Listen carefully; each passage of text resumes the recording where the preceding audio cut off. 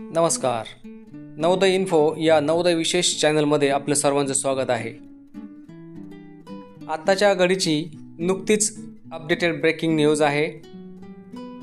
PMC Navodaya विद्यालयामध्ये जे विद्यार्थी इयत्ता 9वीसाठी प्रवेश घेऊ इच्छितात त्यांच्यासाठी अत्यंत महत्त्वाची बातमी.